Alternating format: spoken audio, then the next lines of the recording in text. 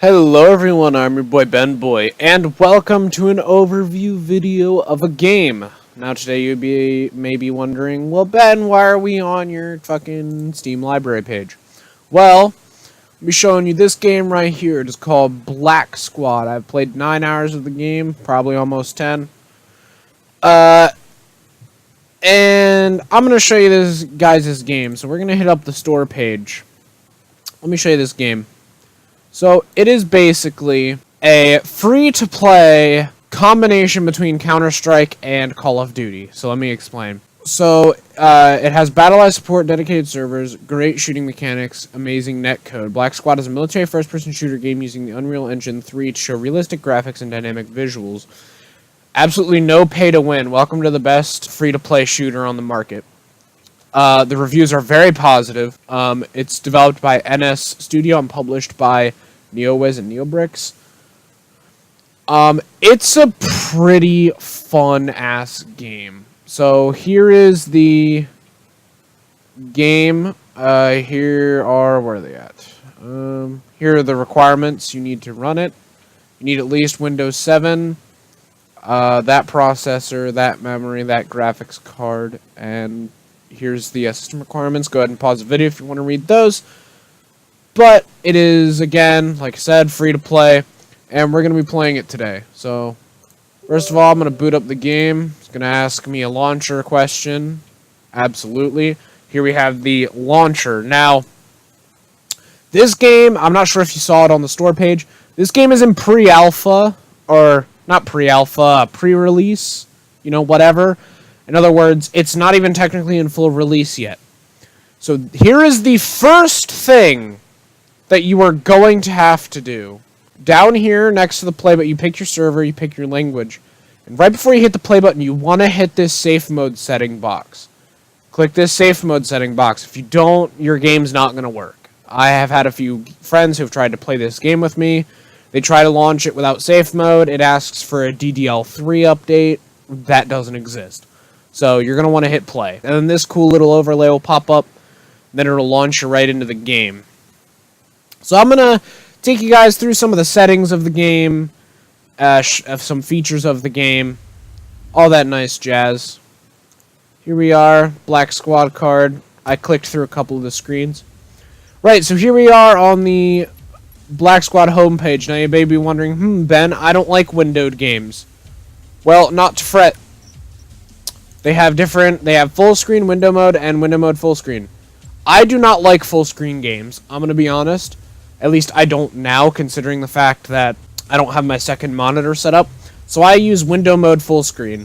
Basically what that does is, as you can see, it does make it full screen, but it still technically counts as a window. So here we are in window mode full screen. There's a number of different things you should note. First of all, here is the home screen. Up here is my rank and my name, Bravo Chemist. If you play this game, go ahead and add me. I don't give a shit.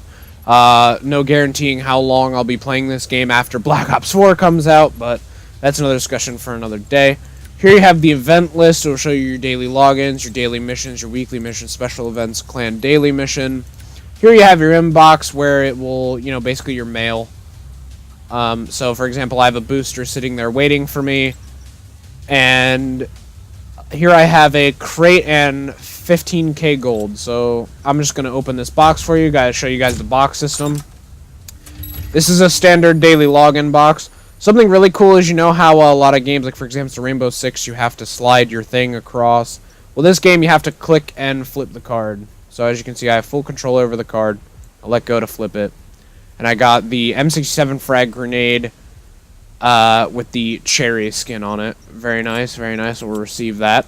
So as you can see, this is called gold. This is the easiest to get currency. You get it at the end of every match. You get it for logging in daily, so on and so forth. Here is something called metal. Now, metal is earned through daily login stuff as well as some supply drops and stuff. You can get it various of other ways, but it's not as simple as just getting it at the end of a match. Next, you have BS coins. I've been playing this game for arguably 10 hours, and I still do not know how exactly to get BS coins. Then you have bullets. Bullets are the buyable currency. As you can see, you can get 80 for 99 cents, you know, all this. I got a special price, so I got $10 worth of bullets for 99 cents, which was fucking awesome. I put them to good use, you can guarantee it.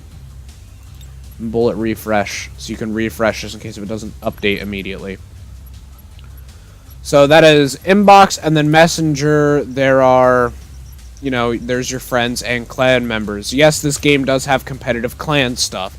You can join clans and have fun playing competitively. So here is your inventory. Here you can see a fully rendered model of your soldier for this team, and you can switch teams to this team as well. And the default weapons that you start with are the TAR-21, the M1100K1, and the MP7. And then you also start with the G17 Tier 1. Start with a Nimravus knife and no grenades. Now, I have purchased the MDR GL so far. This is probably the best gun I've ever used in the game thus far in terms of assault rifles. This thing is accurate and does a decent amount of damage. This I have for 2 days. It's DSR. If you've played Black Ops 2, you should be familiar with the DSR. R5, I had also permanently bought this. So next I have the Calavere Rhino. This is basically the most badass revolver in the game. Its accuracy is stupid good. And then you have the G17, the standard pistol, and then I have this for another 8 days, and then I have the Scorpion submachine gun. Now grenades. It does not give you grenades vanilla. You have to actually buy them. For example, you see how I have 31 days on the frag grenade? I have a little over a month because I spent, I think it was 80k gold. So about 80k gold will get you about a month of a grenade.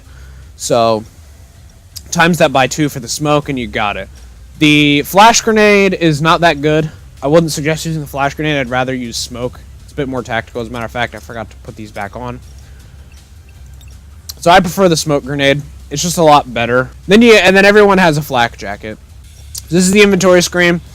You also have 3 classes in the game. This, as far as I know, will never change. They're called the F keys because literally in game you hit F1, F2, and F3 to change between them on the fly. And by on the fly, I don't mean you switch immediately. You have to die to switch to it, but if you're using an AR and you're trying to outsnipe a sniper and you're like, fuck, I wish I had a sniper rifle, you can just tap F3 and wait for the overlay to come down and you will switch to it the next time you die. Next is your stats. You can see your rank, the XP to the next rank, the KD ratio, your headshot percentage, fatal shot percentage, and win rate percentage, as well as your total clan stuff for your entire clan. Here's the clan list. These are all the clans in the game. This here is for your clan. I do not have a clan, therefore it is grayed out.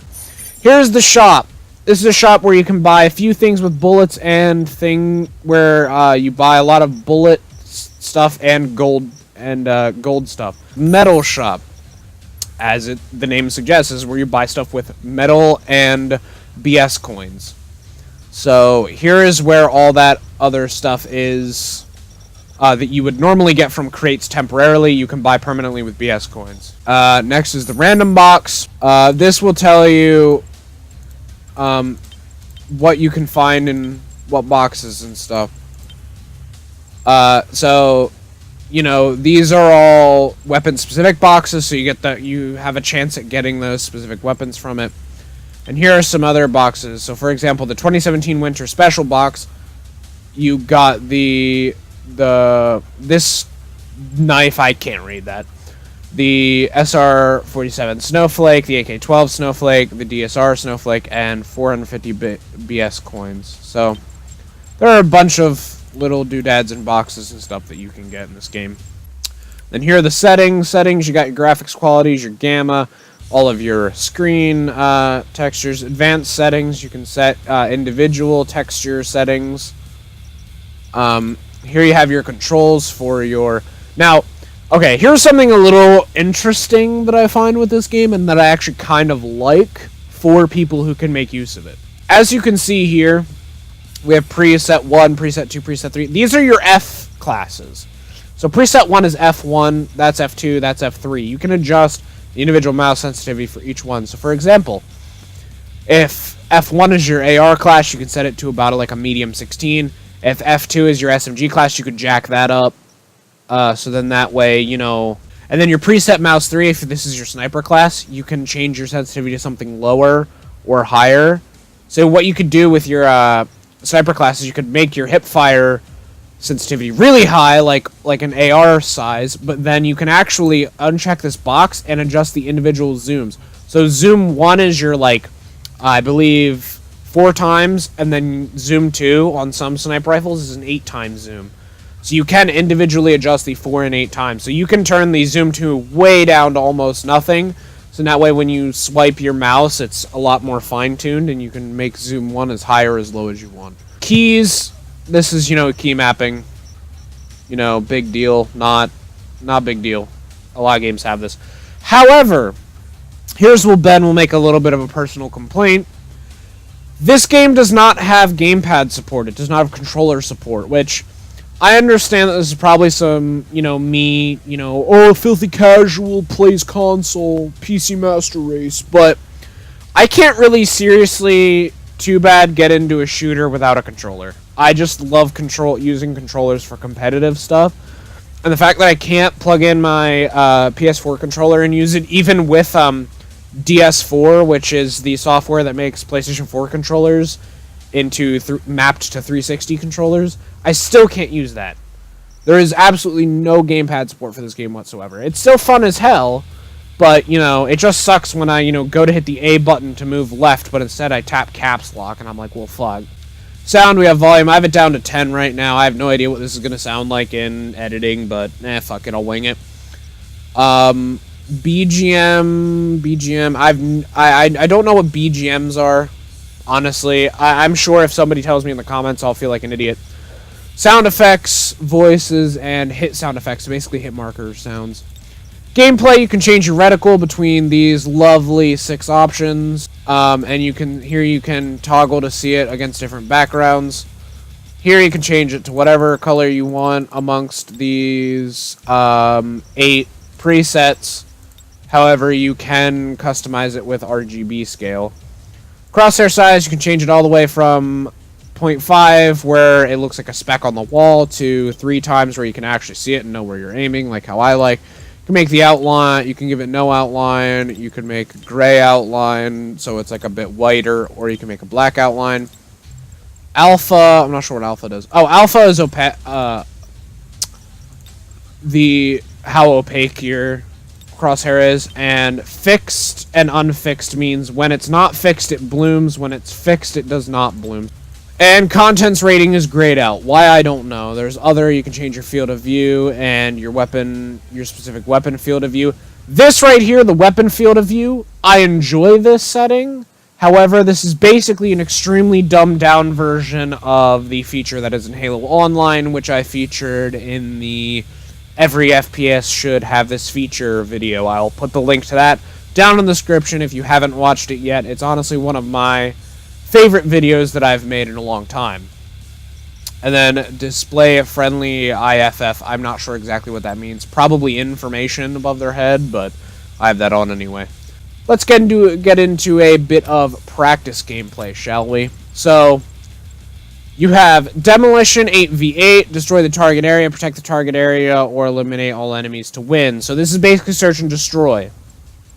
So you can play search and destroy on 8v8s or 5v5s. There is a assassination, assassinate the VIP or protect the VIP, or eliminate all enemies to win. If you've played games like America's Army or Gears of War, you should recognize this. And then there's Battle Match.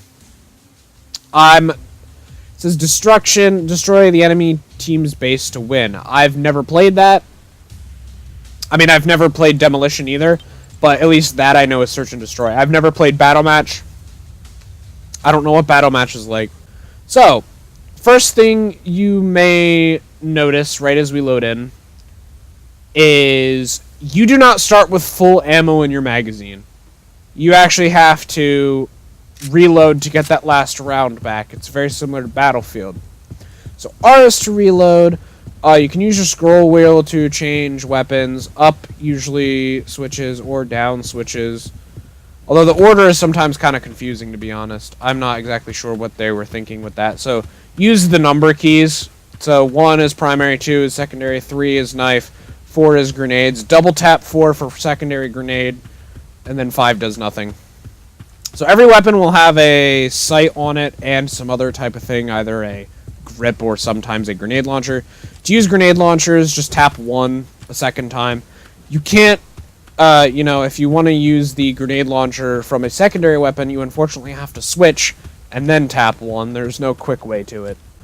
Almost every weapon in this game has toggleable tactical things, I guess you could say, right? So, for example, almost every gun in the game has a suppressor that can be toggled on and off using the F key. So you can, screw on a suppressor, and fire if you want to be stealthy, or you can take it off or keep it off and your gun is louder. There's also T, which activates a laser, which, if you have your crosshair off, projects. But my crosshair is so fucking big and is a dot already that it doesn't really matter. Let's see here, what else is there? I don't think anything else really does anything. Oh, M is map. U also aims down sights, but right mouse button also does that. So I don't really understand why you really need that. I'm just checking the other keys because I haven't really pressed any of these keys. C, X, Z? Nah, no. Not a lot of keys do anything. So, you got your basic first-person shooter keys. Now, Q is an interesting key. And I'll tell you what Q does here. It's a quick swap to whatever was your most recently used weapon. So, for example, using the primary as a baseline here, if I hit 2 and then switch back to my primary, Q will switch to my pistol, and then Q will switch it back. If I go to 3 from here, and then I hit 1 again back to my primary, if I hit Q, it'll go to my knife. If I do the same thing with 4, hit Q, goes back to 4. Unless I throw the grenade, then it'll reset to, I believe, my pistol. Tap that again. That's the 2 grenades. Go to the smoke grenade, go back to the rifle. Go to the pistol, go to the knife, pistol, knife, pistol, knife. Go to the grenade, then knife, knife, grenade, knife, grenade. Smoke, knife, knife, smoke, knife, smoke. So that's really convenient, especially when these are your 2 most prominent, especially for your primary and secondary. Here's the problem, though. There's one problem that Ben has with this. Can we have this game coded to just primary and secondary function for Q? Because it's really annoying to have to hit 2. Like, if I'm in a gunfight, and I run out of ammo and I didn't kill that guy, and I hit Q and it's not my pistol, I'm kind of fucked. I can't tell you how many times I've pulled out my knife because it was my last used weapon, and I'll show you why the knife was the last used in a second, but Q needs to be always to secondary. Especially if you're using a sniper rifle, it gets really fucked up. Right. So the reason why the knife is usually my secondary weapon is because something cool about the scroll wheel is that if you go up and down, it'll quick swap weapons kind of inefficiently. If you click and hold down the mouse wheel, it'll auto switch to your knife, and when you let go of it, it'll switch back. So the mouse wheel pressing it down is almost like the Q key, but to just your knife. So, why can't Q be just your pistol? But anyway, so you hold down the mouse wheel and it's knife, which is great because this game is like Counter-Strike in that a lot of your movement is gantered by the weapon that you have currently in your hands.